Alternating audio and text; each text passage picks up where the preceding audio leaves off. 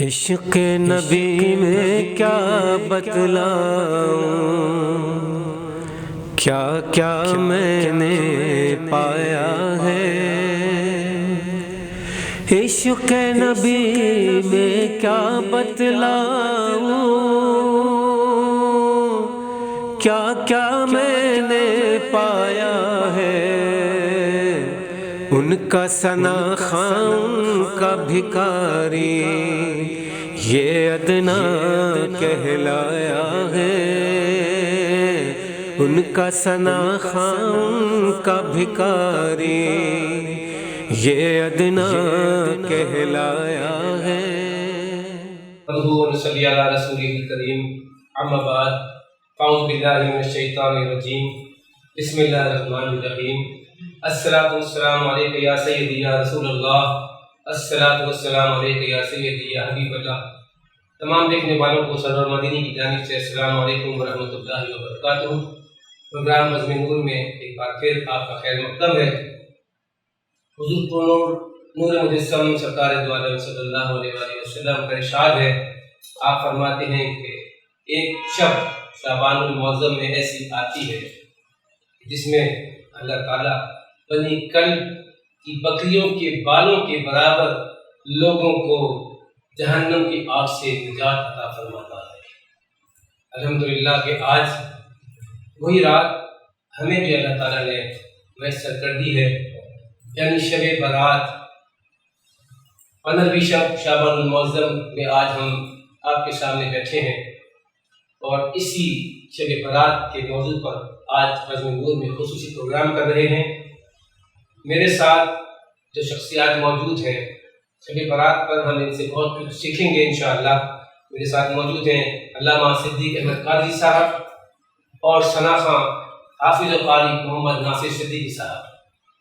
تو میں آج کی اس بزم کا باقاعدہ آغاز کرنے کے لیے حافظ و قاری محمد ناصر صدیقی صاحب سے گزارش کروں گا کہ ہم باری تعالیٰ سے آج کے اس محفل کا آغاز کریں۔ کوئی تو ہے جو نظام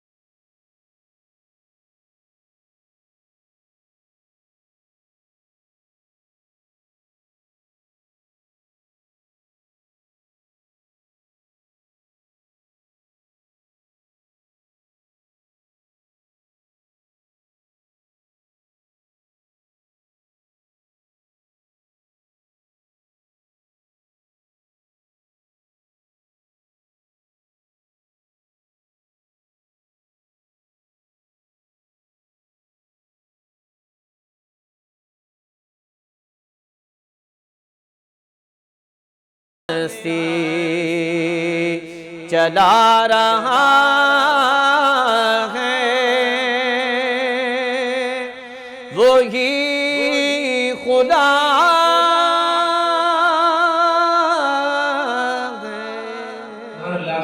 ماشاءاللہ. اور آپ کی ضرور کہ آپ کی موجودگی سے فائدہ اٹھائیں گے انشاءاللہ. آپ سے نعت رسول مقبول صلی اللہ علیہ وآلہ وسلم بھی سنیں گے. میں علامہ صاحب سے گزارش کروں گا کہ علامہ صاحب آج جو بڑی رات ہے، اللہ تعالیٰ اپنے آسمان سے فرشتوں کے ذریعے منادی کرواتا ہے کہ ہے کوئی جو نجات مانگے، ہے کوئی جو رحمت مانگے. اس حوالے سے آپ ہمارے ناظرین کو، سامعین کو بتائیں شب برات کی خصوصیات کے حوالے سے اور اس کی برکات کے حوالے سے ہم کیسے اس کی برکات کو لے سکتے ہیں، سمیٹ سکتے ہیں. الحمدللہ رب العالمین والصلاة والسلام علی سید الانبیاء والمرسلین. سب سے پہلے میں 99 چینل جو شب برات کے لحاظ سے پروگرام کرتے ہیں، شب برات کی مناسبت سے میں ان کو مبارکباد دیتا ہوں اور دعا کرتا ہوں کہ اللہ تبارک و تعالیٰ اس طرح کے پروگرام ان کو کرنے کی توفیق عطا فرمائے. اللہ تبارک و تعالیٰ نے اپنے کلام مجید میں انسان کا مقصد بتاتے ہوئے فرمایا وَمَا خَلَقْتُ الْجِنَّ وَالْإِنسَ إِلَّا لِيَعْبُدُونِ، کہ ہم نے انسان اور جنوں کو صرف عبادت کی خاطر بنایا. اور عبادت انسان کی زندگی کا اولین مقصد ہے. اسی طرح عبادت کا بھی ایک مقصد ہے. عبادت کا مقصد یہ ہے کہ ہم عبادت کے ذریعے اپنے مولا، اپنے رب اللہ تبارک و تعالیٰ کو راضی کریں. لہذا جو اللہ تبارک و تعالیٰ کو راضی کرتا ہے وہ انسانوں میں سب سے بہترین انسان ہے.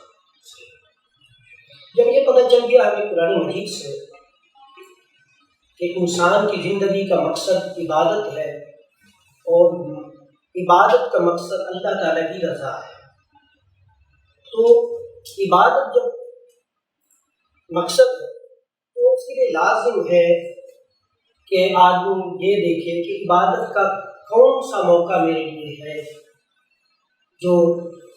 جس میں عبادت زیادہ میری مقبول ہو سکتی ہے، جس میں عبادت کا ثواب مجھے بہت زیادہ مل سکتا ہے. لہذا عبادت کرنے والا، عبادت چاہنے والا، اللہ تعالیٰ کی رضا چاہنے والا وہ ہمیشہ اس تلاش میں رہتا ہے کہ کون سا ایسا موقع آئے جس سے میں اللہ تبارک و تعالیٰ کو عبادت کے ذریعے راضی کر سکوں. اس طرح سوچنے کے بعد انسان جب سوچتا ہے کہ مجھے ایسا موقع چاہیے، تو ہم جب اللہ اور اس کے رسول، اللہ تعالیٰ کے کلام اور اللہ کے حضور صلی اللہ علیہ وسلم کی احادیث مبارکہ کی طرف جب ہم جاتے ہیں تو ہمیں شب برات کے فضائل احادیث مبارکہ میں، قرآن مجید میں ملتے ہیں. اور قرآن مجید سے اور احادیث مبارکہ سے ہمارے بزرگان دین نے وہ آیات اپنی کتابوں میں ذکر کی اور احادیث مبارکہ کو بھی ذکر کیا. لہذا جو چیز قرآن سے اور احادیث مبارکہ سے ثابت ہو جائے اس میں کسی شک و شبہ کی گنجائش نہیں. دوسری یہ بات ہے کہ جو اللہ تبارک و تعالیٰ کا سچا بندہ ہے وہ ہمیشہ یہ چاہتا ہے کہ اللہ تبارک و تعالیٰ کے سامنے مجھے جانے کا کوئی نہ کوئی موقع مل جائے. وہ یہ سوچتا ہے. سچا عاشق ہمیشہ اپنے معبود، سچا اب اپنے معبود کے بارگاہ میں حاضر ہونے کے بہانے ڈھونڈتا رہتا ہے کہ کوئی ایسا بہانہ مجھے مل جائے کہ جس سے میں اپنے رب کی بارگاہ میں حاضر ہو جاؤں. اس کو عبادت کے ذریعے، اپنے نیک اعمال کے ذریعے، شب برات، شب قدر، اسی طرح کی جو فضیلت والی راتیں ہیں ان کو تلاش کرنا یہ عبادت کے ذوق کی نشانی ہے، علامت. اور جو اس کا انکار کرتے ہیں کہتے ہیں کہ اس میں نہیں ہونے چاہیے، تو ان سے میرا سوال ہے کیا آپ اللہ تبارک و تعالیٰ کی عبادت کے موقع کو گنوانا چاہتے ہیں؟ اگر اللہ تبارک و تعالیٰ نے کوئی ایسا موقع ہمیں عطا کیا ہے جو قرآن سے بھی ثابت ہے، حدیث سے بھی ثابت ہے، تو وہ کیوں آپ لوگوں کو فائدہ اس سے اٹھانے نہیں دیتے؟ شب قدر ہو یا شب برات ہو، اس میں سب سے پہلے جو ہم نے نیک عمل کرنا ہے وہ سب سے پہلا یہ عمل ہے کہ آپ اپنے پرانے اعمال جو پہلے کر چکے ہیں ان سے توبہ و استغفار۔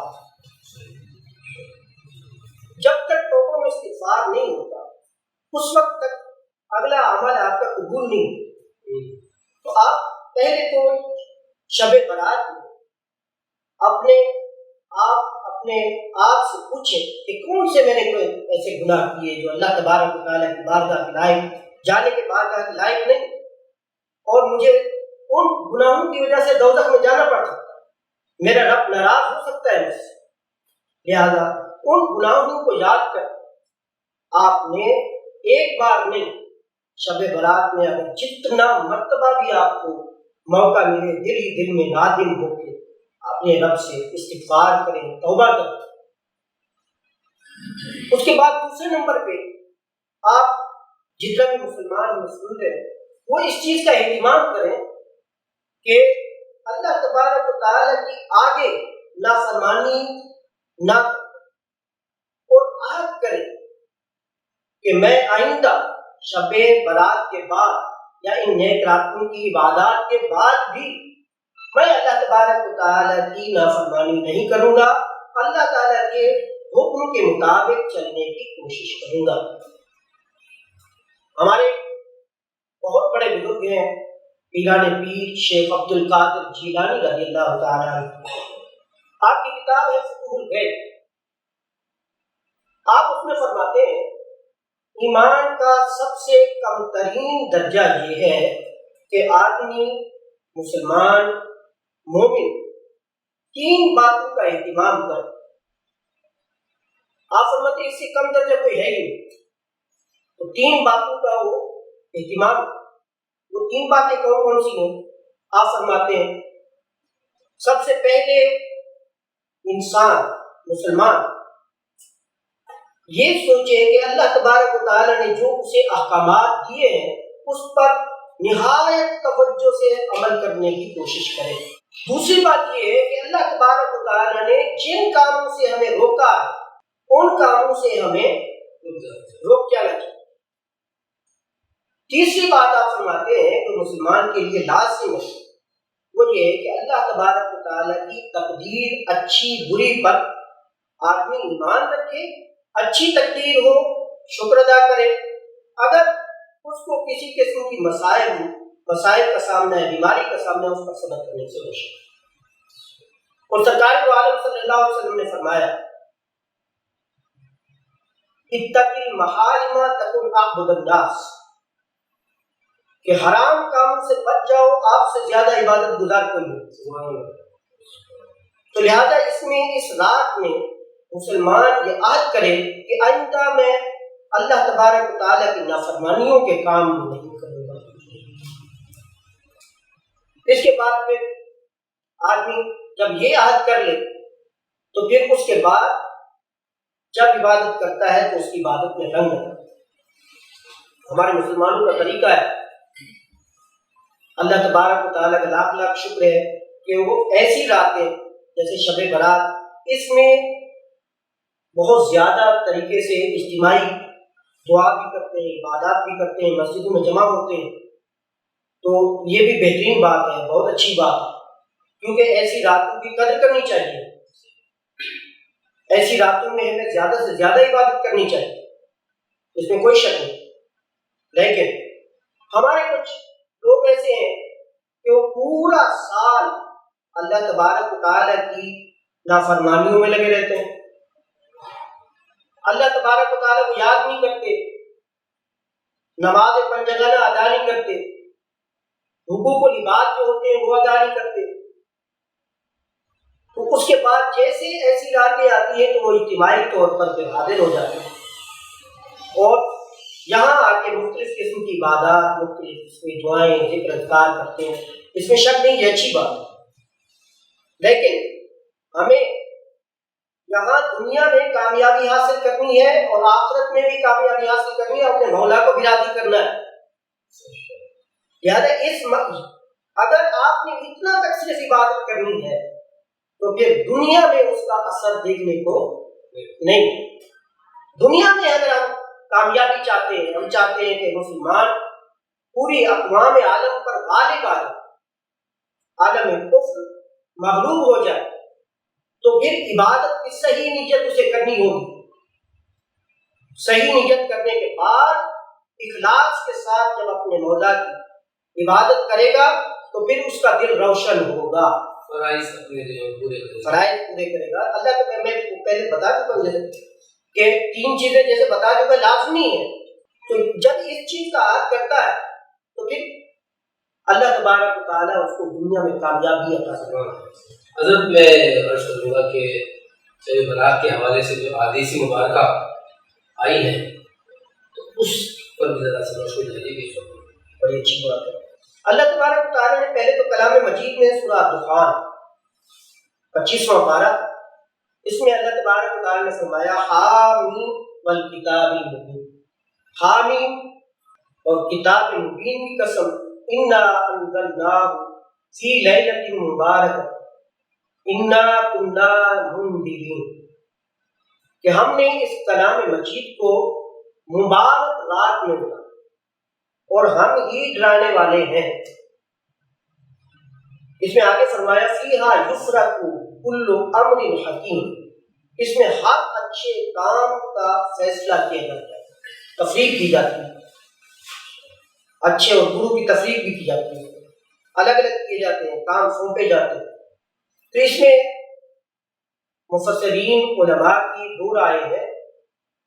ایک رائے کے مطابق اس میں جو لیلۃ مبارکۃ کا لفظ استعمال ہوا، اللہ تبارک و تعالیٰ نے اس آیت میں ذکر فرمایا، اس سے مراد شب برات ہے. کچھ علماء یہ بھی قول ہے کہ اس سے مراد شب قدر ہے.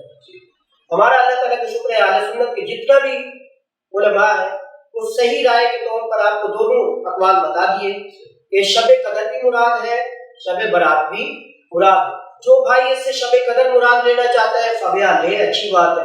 اور ہم اس سے جو، کیونکہ اس موقع کی مناسبت سے میں نے یہ آیات پڑھی، اس سے ان علماء کا قول جو شب برات لیتے ہیں تو ان کا قول کے مطابق، ان کے قول کے مطابق اس سے شب برات مراد ہے. لہذا یہ آیت دخان، سورہ دخان کی شروع کی آیت، یہ ہمیں یہ درس دیتی ہے کہ شب برات ایک عظیم رات، مبارک برکت والی بات. اور اس میں قرآن مجید سے ثابت ہو گیا کہ اس میں اللہ تبارک و تعالی فرشتوں کو مختلف کام سونپتا ہے کہ یہ کام تم نے سال میں کرنے، اگلے سال تک کسی کو ساتھ دینے کی، کسی کو یہ کرنا ہے. اس کے بعد احادیث مبارکہ میں بھی کافی احادیث مبارکہ، جس میں بنیت الطالبین اردو اسباق کی کتاب ہے، آپ نے کافی احادیث مبارکہ ذکر فرمایا. اس کے بعد میں نے جو ان سے احادیث مبارکہ نہیں دی اس کتاب سے، اس میں تو کافی تھی. میں نے مشکات شریف جو کتاب ہے جو مدارس میں پڑھائی جاتی ہے، حدیث کی کتاب ہے، اس سے کچھ احادیث میں نے دی ہے، اس سے میں پڑھ کے سنا دیتا ہوں. پہلی روایت ہے حضرت سیدنا علی رضی اللہ تعالیٰ عنہ، آپ فرماتے ہیں قال رسول اللہ صلی اللہ علیہ وسلم اذا كانت لیلۃ النصف من شعبان فقوموا لیلہا. حضرت علی رضی اللہ عنہ فرماتے ہیں سرکار دو عالم صلی اللہ علیہ وسلم نے فرمایا جب نصف شعبان کی رات ہو، اس میں خود لفظ آیا نصف شعبان، نصف شعبان کی جب رات ہو تو اس کی رات کو قیام کیا کرو، وصوموا نہارہا، اور اس کے دن میں روزہ رکھا کرو. قال اللہ تعالی، اور آپ نے فرمایا اللہ تبارک و تعالی ينزل لغروب الشمس الى سماء الدنيا، کہ اللہ تبارک و تعالی جیسے سورج غروب ہوتا ہے رات، اس سے صبح تک اللہ تبارک و تعالی آسمان دنیا پہ اپنا جلوہ فرماتا ہے۔ جلوہ فرمانے کے بعد فرماتا ہے فیقول، اللہ تبارک و تعالی فرماتا ہے الا مستغفر اغفر لہ، کہ کوئی ہے مغفرت مجھ سے مانگنے والا میں اس کی مغفرت کروں۔ الا مسترزق فرزقہ، کوئی ہے رزق مانگنے والا میں اس کو رزق دے دوں۔ الا مبتلا فہو فیہ، کوئی ایسا مبتلا مصیبت بیماری میں مبتلا شخص ہے جس کو میں عافیت دے دوں، شفا دے دوں۔ الا قضا الا قضا الا قضا الا قضا، حضور صلی اللہ علیہ وسلم فرمائے اسی طرح پھر آواز آتی ہے کوئی ہے مجھ سے دولت مانگنے والا، کوئی ہے مجھ سے کامیابی مانگنے والا، کوئی ہے مجھ سے دعا مانگنے والا۔ الا قضا کا مطلب یہ ہے کہ ہر طرح کی صدا، جس نعمت کو اللہ تبارک و تعالی نے بنایا ہے اس کی صدا اللہ تبارک و تعالی دیتا رہتا ہے کہ وہ چیز مانگنی ہے وہ مجھ سے مانگو میں دوں، آؤ یہ چیز مانگو میں دوں، یہ چیز مانگو میں دوں۔ تو ہر چیز ہر نعمت کے بارے میں اللہ تبارک و تعالی اعلان فرماتا رہتا ہے آسمان دنیا۔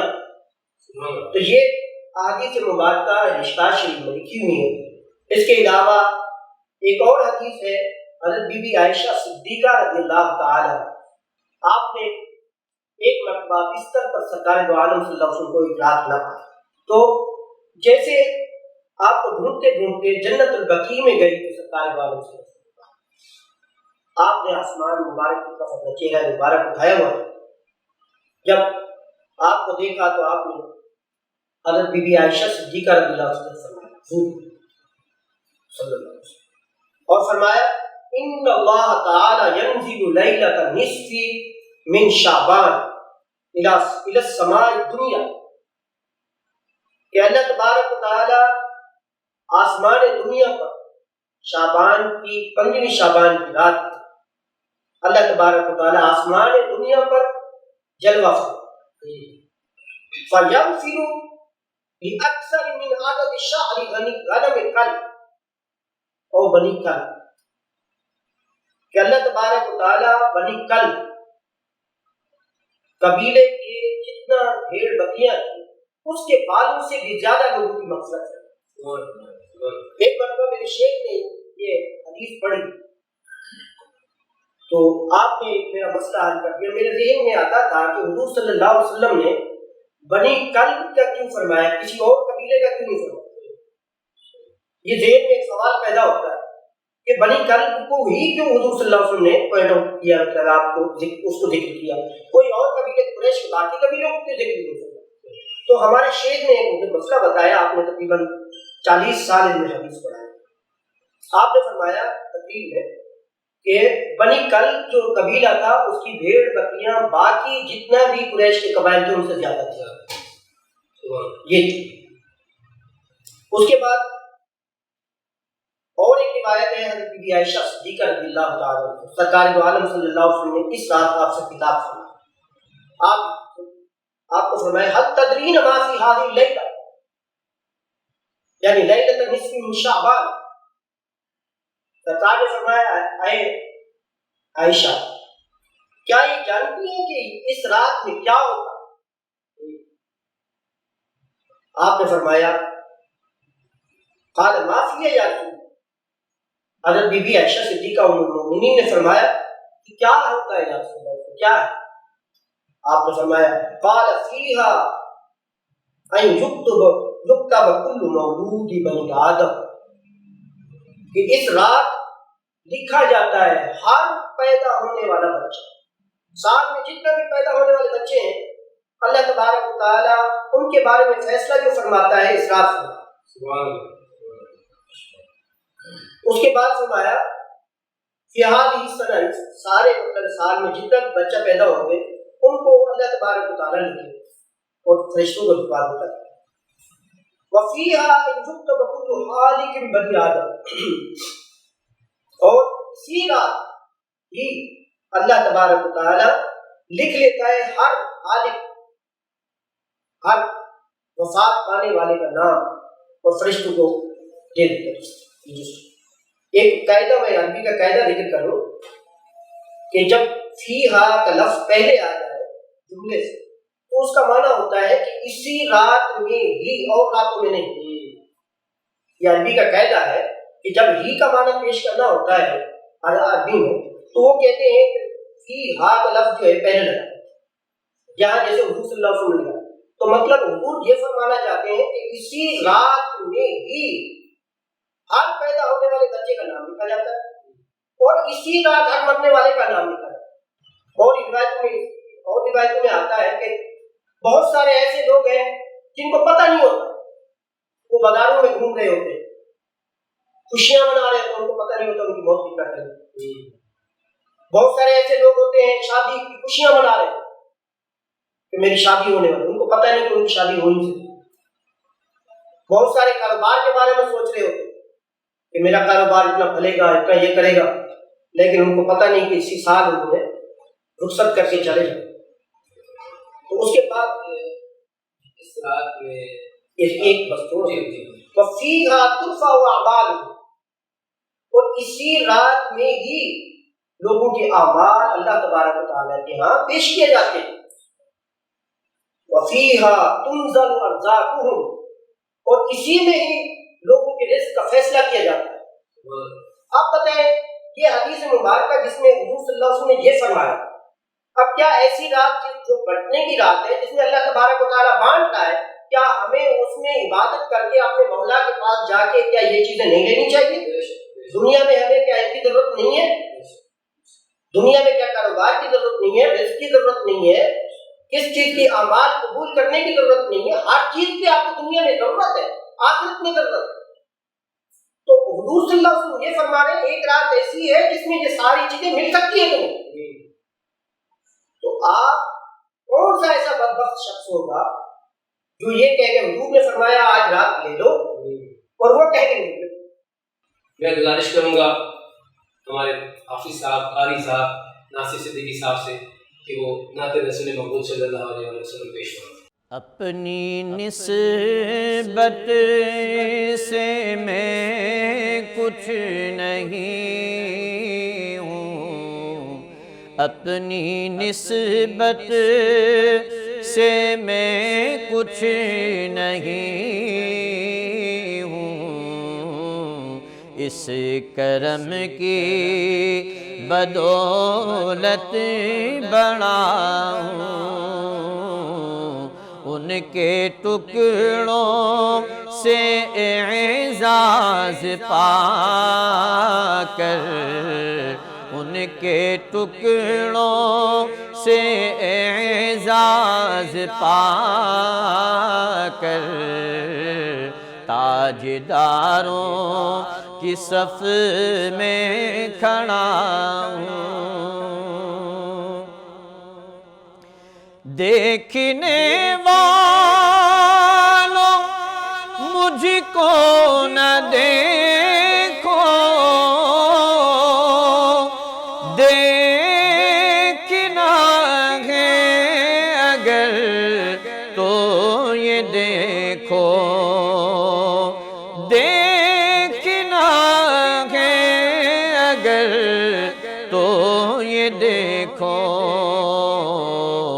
کس کے دامن سے وابستہ ہوں میں، کس کے دامن سے وابستہ ہوں میں، کون والی ہے کس کا گدا ہوں، کس کے دامن سے وابستہ ہوں میں، کون والی ہے کس کا گدا ہوں، اس کرم کو مگر کیا کہو گے، میں نے مانا میں سب سے برا ہوں، اس کرم کو مگر کیا کہو گے، میں نے مانا میں سب سے برا ہوں، جو بروں کو سمیٹے ہوئے ہیں، جو بروں کو سمیٹے ہوئے ہیں، ان کے قدموں میں بھی پڑا ہوں، جو بروں کو سمیٹے ہوئے ہیں، ان کے قدموں میں بھی پڑا ہوں۔ شافع مذنبا کے کرم نے لاج رکھ لی میرے کھوٹے پل کی،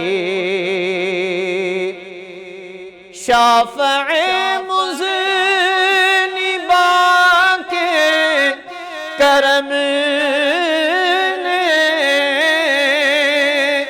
لاج رکھ لی میرے کھوٹے پل کی، نسبتوں کا کرم ہے یہ خالد، نسبتوں کا کرم ہے یہ خالد، ارے کھوٹا ہوتے ہوئے بھی کھڑا ہوں، نسبتوں کا کرم ہے یہ خالد، کھوٹا ہوتے ہوئے بھی کھڑا ہوں، اپنی نسبت سے میں کچھ نہیں ہوں، اس کرم کی بدولت بڑا ہوں، ان کے ٹکڑوں سے اعزاز پا کر تاجداروں کی صف میں کھڑا ہوں۔ اللہ ماشاءاللہ ماشاءاللہ۔ میں علامہ صاحب سے گزارش کروں گا کہ علامہ صاحب، ہم جو آج کے دور میں دیکھتے ہیں کہ شب برات میں لوگ قبرستان جاتے ہیں، ہم جو قبرستان جاتے ہیں تو یہ حضور پاک صلی اللہ علیہ وسلم کی سنت ہم ادا کر رہے ہیں، تو اس حوالے سے ذرا سا۔ اس میں مختلف احادیث ہیں اور لوگوں کے معاملات ہیں مسلمانوں کے، قبر پر جانا چاہیے۔ سرکار دو عالم صلی اللہ علیہ وسلم کی احادیث مبارکہ مسلم و بخاری میں موجود ہے۔ سرکار دو عالم صلی اللہ علیہ وسلم نے فرمایا تذکرنا الآخرہ، کہ یہ ہمیں آخرت کی یاد۔ اب آخرت کی یاد تو آپ کو پتہ ہے آخرت کتنا اہم ہے، کہ ہم جو بھی کام کر رہے ہوتے ہیں تو ہمارا مقصد ہوتا ہے ہم آخرت میں کامیاب ہوں گے۔ اب اس آخرت کی یاد جو دلاتی ہے وہ ہمیں قبور دلاتی ہے۔ اب تین طرح کی قبور ہوتی ہے۔ قبر تو ایک پتھر ہے، اس میں اندر جو ہے اس کی فضیلت کی وجہ سے قبر فضیلت والی ہوتی ہے۔ اگر اندر کافر ہے تو اس قبر کی کوئی فضیلت نہیں ہوتی، اور اگر اس میں اللہ تبارک و تعالیٰ کا کوئی بندہ ہے تو ظاہر ہے اس کی فضیلت ہے۔ جب اس کی قبر پر ہم جائیں گے تو ہمیں آخرت کی یاد آئے گی، ہمیں پتہ چلے گا دنیا سے ایک دن ہم نے جانا ہے۔ تو لہٰذا یہ تو بات یقینی ہے، اور حضور صلی اللہ علیہ وسلم مشکوٰۃ شریف میں حدیث آتی ہے، حضور نے فرمایا کہ میں نے تمہیں قبر سے روکا تھا قبر پر جانے سے، اب میں تمہیں اجازت دیتا ہوں کہ آپ جاؤ۔ تو حضور کی اجازت، اس میں کوئی شک نہیں۔ تو قبروں پر جانے کے معاملات مسلمانوں کے دو طرح سے میری نظر میں ہیں۔ ایک تو پنجاب کے علاقے میں محرم 10 محرم یا 9 محرم کو جاتے ہیں، اس میں بھی اگر جاتے ہیں تو کوئی مسئلہ نہیں، اور جیسے کہ آپ نے حدیث شریف میں ابھی حوالہ دیکھا کہ سرکار دو عالم صلی اللہ علیہ وسلم اس رات کو وہاں تک جنت البقیع میں موجود تھے، تو اس سے پتہ چلتا ہے کہ سنت مبارکہ یہ ہے کہ اس رات کو قبروں پر جائے اور وہاں پھول چڑھانا چاہے پھول چڑھائے، اور اگر کوئی نیک عمل اور کرنا چاہتا ہے ان کو بخشش کے لیے پڑھنا چاہتا ہے پڑھ سکتا ہے، تو یہ مستحبی موت کو بھی یاد کرتا ہے، وہ تو لازم ہے۔ یہ شب برات ہو یا شب قدر ہو، شب قدر تو رمضان میں آ جاتی ہے، شب معراج ہے، ان بڑی راتوں کے بعد بہت زیادہ ایک رواج ہے کہ روزے رکھے جاتے ہیں، تو ان روزوں کی فضیلت کے بارے میں کچھ بتائیے، اور کتنے روزے رکھنے چاہیے کم از کم؟ اس میں جو سرکار دو عالم صلی اللہ علیہ وسلم کی سنت آتی ہے، احادیث مبارکہ میں ذکر آتا ہے، سرکار دو عالم صلی اللہ علیہ وسلم کے بارے میں صحابہ نے فرمایا کہ حضور صلی اللہ علیہ وسلم نے شعبان کے روزوں کے علاوہ مکمل روزے کبھی کسی مہینے میں نہیں رکھے، تو سرکار دو عالم صلی اللہ علیہ وسلم شعبان کے کثرت سے روزے آپ رکھا کرتے تھے۔ جو لوگ روزہ رکھتے ہیں، ایک تو تزکیہ نفس کی ایک دلیل ہے، تزکیہ نفس ہوتا ہے اور اللہ تبارک و تعالیٰ اس کو ملتا ہے، اور دوسری یہ بات ہے کہ یہ روزے سنت بھی ہیں، اور اگر پورا شعبان بھی کوئی رکھنا چاہے، شعبان موسم کے روزے رکھنا چاہے تو رکھ سکتا ہے، لیکن آخری روزہ چھوڑ دے، بس 29 کا روزہ چھوڑ دے، اس میں جو ہے نا کراہت ہے۔ اب اس کے علاوہ ایک عام ہم اپنے دیکھتے ہیں کہ بچے خاص طور سے، بلکہ بچوں کو تو ہم بڑے ہی ترغیب دیتے ہیں، پیسے دیتے ہیں کہ جاؤ یہ پٹاخے لے آؤ، پٹاخے چھوڑے جا رہے ہیں، ایک آتش بازی ہو رہی ہے، اس کے حوالے سے بھی آپ بتائیں کہ یہ کتنا مکروہ کام ہے اور اس سے کتنے نقصانات ہوتے ہیں، اور یہ مسلمانوں کا شیوا نہیں ہے، اس حوالے سے کام کی مختلف قسمیں ہوتی ہیں، ایسے کام جو مسلمانوں کے لیے نقصان دہ ہو وہ حرام ہے، اور دوسرے کام جو فالتو ہوں سرکار دو عالم صلی اللہ علیہ وسلم نے اس سے بھی روکا ہے، اس سے بھی دین اسلام کی آبرو ختم ہوتی ہے، کم ہوتی ہے۔ تو حضور صلی اللہ علیہ وسلم نے فرمایا من حسن اسلام المرء ترکہ ما لا یعنیہ، کہ اسلام کا حسن کسی آدمی کے لیے یہ ہے کہ وہ جو بے فائدہ، جس کا کوئی فائدہ نہیں ہے، ایسے اعمال سے بھی وہ بچے۔ تو لہٰذا یہ پٹاخے توڑنا یا اس طرح کے کام پہلے تو نقصان دیتے ہیں مسلمان، اس طریقے سے اگر دیکھا جائے تو یہ حرام کام ہے۔ اگر اس لحاظ سے دیکھا جائے کہ چلو نقصان نہیں ہوتا، بعض جگہوں پہ بچے کھیل بنا رہے ہوتے ہیں، یہ کر رہے ہوتے ہیں، بڑے بھی اس میں شامل ہو جاتے ہیں، خوشی کی بات ہے، تو تب بھی اس کو یہ کہا جائے گا کہ یہ عبادت والی رات ہے، تو عبادت والی رات میں آپ ایسے کام کیوں کر رہے ہیں جو عبادت سے آپ کو ہٹا دیتا ہے؟ اس میں سب سے پہلی کنسنٹریشن جو توجہ دینی ہے، توجہ مرتکز کرنی ہے، وہ اس بات پر کہ زیادہ سے زیادہ عبادت کر سکیں، زیادہ سے زیادہ قرآن پڑھ سکیں، زیادہ سے زیادہ ذکر اذکار خوشی پڑھ سکیں۔ اپنے حضرت مجھے یاد ہے کہ کراچی میں پوری بازار، ایک بہت بڑا بازار ہے صدر میں، وہاں آتش بازی کا سامان جب رکھا ہوا تھا، بہت بڑا وہاں پہ آگ لگی اور بہت بڑا نقصان ہوا اسی حوالے سے۔ تو آپ صلی اللہ علیہ وسلم کا مہینہ پا کر بھی اگر آپ عبادات کی طرف نہیں آتے تو یہ اس سے بڑھ کر بدقسمتی اور کیا ہوگی۔ میں گزارش کروں گا ہمارے حافظ صاحب، قاری صاحب، ناصر صدیقی صاحب سے کہ وہ نعت رسول مقبول صلی اللہ علیہ وسلم پیش کریں۔ روک لیتی ہے آپ کی نسبت، تیر جتنے بھی ہم پہ چلتے ہیں، روک لیتی ہے، روک لیتی ہے آقا آپ کی نسبت، تیر جتنے بھی ہم پہ چلتے ہیں، یہ کرم ہے حضور کا ہم پر، یہ کرم ہے حضور حضور کا ہم پر آنے والے عذاب ٹلتے ہیں، روک لیتی ہے۔ وہی بھرتے ہیں جھولیاں سب کی، وہ سمجھتے ہیں بولیاں سب کی۔ وہی بھرتے ہیں جھولیاں سب کی، وہ سمجھتے ہیں بولیاں سب کی۔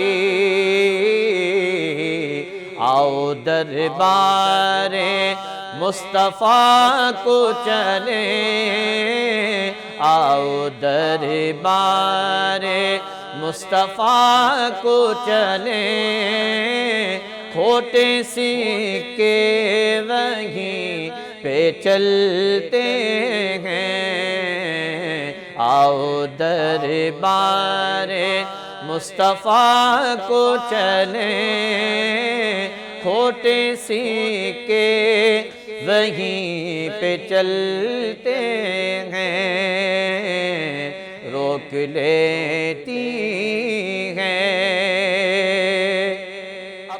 ذکر سرکار کے اجالوں کی بے نہایت ہے رفعت خالد۔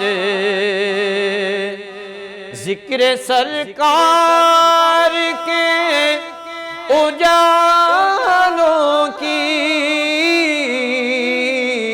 بے نہایت ہے رفعت خالد۔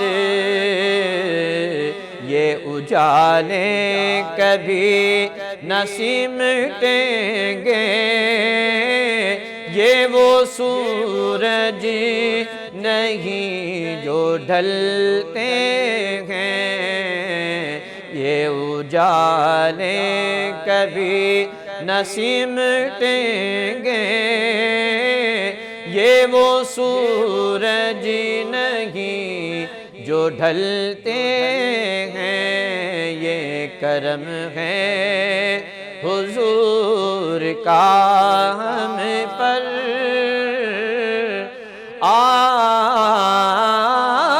آنے والے عذاب ٹلتے ہیں۔ ناظرین کرام، اب ہم اپنے پروگرام کے اختتام کی طرف چل رہے ہیں۔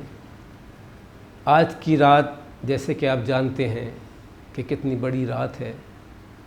میں دعا پیش کر رہا ہوں سرکار دو عالم صلی اللہ علیہ وآلہ وسلم کی بارگاہ میں کہ وہ میرے آقا ہماری ان دعاؤں کو اللہ تعالیٰ سے مستجاب کروا لیں گے۔ پیش کر رہا ہوں۔ اے سبز گنبد والے منظور دعا کرنا، جب وقت نزا آئے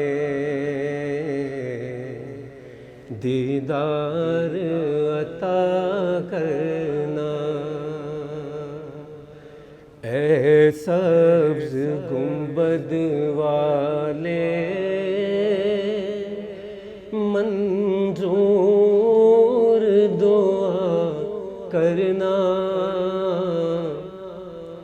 جب وقت نزا آئے دیدار عطا کرنا۔ اے نور خدا کر آنکھوں میں سما جانا، یا در پہ بلا لینا، یا خواب میں آ جانا، یا در پہ بلا لینا، یا خواب میں آ جانا، اے پردہ نشین دل کے پردے میں رہا کرنا، جب وقت نزا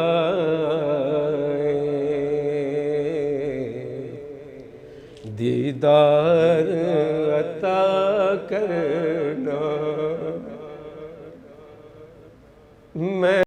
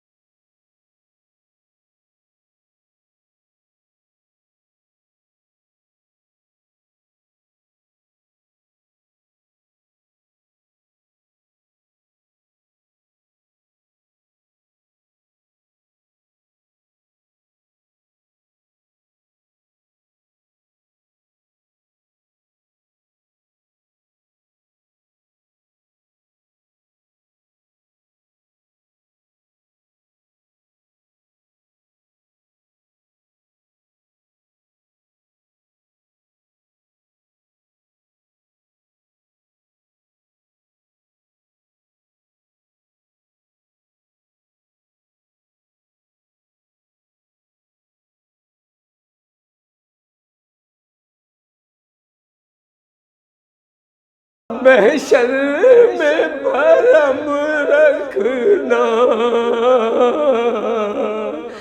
رسوائے زمانہ ہوں، دامن میں چھپا لینا، مجرم ہوں جہاں بھر کا، محشر میں بھرم رکھنا، رسوائے زمانہ ہوں، دامن میں چھپا لینا، منظور دعا میری محبوب خدا کرنا، جب وقت نزا آئے دیدار عطا کرنا، اے سبز گنبد والے منظور دعا کرنا، جب وقت نزا آئے دیدار عطا کرنا۔ آمین، اللہم آمین، اللہم آمین، اللہم آمین۔ میں محترم علامہ صاحب سے گزارش کروں گا کہ آج کی اس بابرکت رات میں اللہ تعالیٰ کے حضور دعا فرمائیں۔ الحمدللہ رب العالمین والصلاة والسلام علی سید الانبیاء والمرسلین وعلی آلہ واصحابہ واہلہ واہل بیتہ اجمعین۔ نعت خان نے نعت پڑھی اور اس میں حضور صلی اللہ علیہ وسلم کی جو تعریف بیان ہوئی اور اس شب کی فضیلت سے جو بیان ہوا قبول و منظور فرما یا رب العالمین۔ بالخصوص 99 چینل کے چیئرمین محمد اعجاز تاج اور ان کی فیملی کو یا رب العالمین دونوں جہانوں میں عزت نصیب فرما۔ یا رب العالمین ان کو آسان رزق عطا فرما۔ یا رب العالمین خصوصاً اس فیملی کے، اس خاندان کے جو افراد اس دار فانی سے جا چکے ہیں ان کی مغفرت فرما۔ یا رب العالمین جتنا بھی افراد یہاں موجود ہیں ان کے لواحقین میں سے جو حضرات اس دار فانی سے جا چکے ہیں سب کی مغفرت فرما۔ تمام مسلمانوں کی یا رب العالمین خیر فرما۔ اس شب میں جو حضرات عبادت کر رہے ہیں، جس قسم کی بھی یا اللہ تبارک و تعالی عبادت کر رہے ہیں، ان کی عبادت کو قبول و منظور فرما۔ یا رب العالمین مسلمانوں کو آپس میں متحد رہنے کی توفیق عطا فرما۔ ہمارے حکمرانوں کو یا رب العالمین دین کے مطابق حکومت کرنے کی توفیق عطا فرما۔ یا رب العالمین ہمیں آپس میں ایک دوسرے سے محبت کے ساتھ رہنے کی توفیق عطا فرما۔ یا رب العالمین ہمارے دلوں سے نفرتیں دور فرما دے، ہمیں عبادت کا شوق نصیب فرما۔ یا رب العالمین نماز پنجگانہ پورا سال، آئندہ آنے والی شب برات تک یا رب العالمین ہمیں باجماعت طریقے سے، مقبول طریقے سے ادا کرنے کی توفیق عطا فرما۔ یا رب العالمین آگے رمضان المبارک کے روزے صحیح طور پر ہمیں رکھنے کی توفیق عطا فرما۔ یا رب العالمین عبادت کا شوق نصیب فرما۔ یا رب العالمین جتنا بھی افراد نے یہاں شرکت کی یا رب العالمین ان کو رات دگنی دن چگنی ترقی عطا فرما۔ یا رب العالمین ان کے کام آسان فرما دے، تمام مسلمانوں کے کام آسان فرما دے۔ یا رب العالمین جو مسلمان جس جگہ بھی ظلم کے پنجے میں گرفتار ہیں یا رب العالمین ان کو آزادی عطا فرما۔ یا رب العالمین تمام مسلمانوں کو عالم کفر پر اور عالم غیر مسلموں پر یا رب العالمین غالب فرما دے۔ یا رب العالمین شیطان کو مغلوب فرما اور اپنی صحیح طور پر شوق کے ساتھ، خشوع و خضوع کے ساتھ عبادت کرنے کی توفیق عطا فرما۔ یا رب العالمین ملک پاکستان کو ہمیشہ ترقی عطا فرما۔ یا رب العالمین اس میں جتنا بھی افراد رہنے والے ہیں بالخصوص اور جتنا مسلمان ہیں سب کو یا رب العالمین مصائب سے، بیماریوں سے، پریشانیوں سے یا رب العالمین نجات عطا فرما۔ یا رب العالمین جتنا مسلمان اس دار فانی سے جا چکے ہیں سب کی مغفرت فرما۔ یا رب العالمین جو یہاں اس دنیا فانی میں موجود ہیں یا رب العالمین جتنا مسلمان ان کی حفاظت فرما۔ یا رب العالمین ان پر اپنا فضل و کرم فرما۔ یا رب العالمین دنیا و آخرت میں ان کے لیے آسانیاں عطا فرما۔ یا رب العالمین ان کو ہمیشہ ہمیشہ کے لیے دکھوں سے، بیماریوں سے محفوظ فرما دے۔ یا رب العالمین سرکار دو عالم صلی اللہ علیہ وسلم کی سنت کے مطابق زندگی گزارنے کی توفیق عطا فرما۔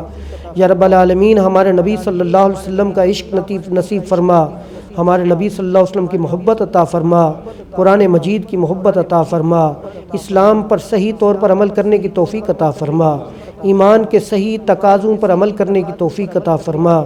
یا رب العالمین ہم تجھ سے جو دعا نہ مانگ سکے، جو مانگ سکے وہ ہمیں عطا فرما، جو نہ مانگ سکے ہمارے لیے بہتر ہو ہمیں بن مانگے عطا فرما۔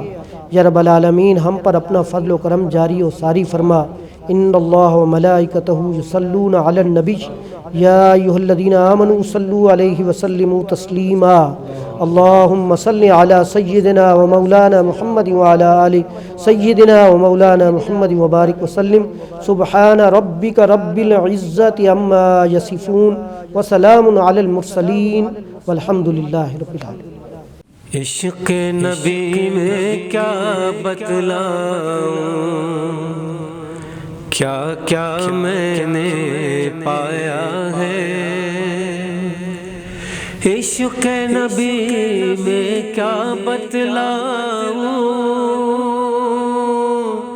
کیا کیا میں نے پایا ہے۔ ان کا ثنا خواں، ان کا بھکاری یہ ادنا کہلایا ہے۔ ان کا ثنا خواں، ان کا بھکاری یہ ادنا کہلایا ہے،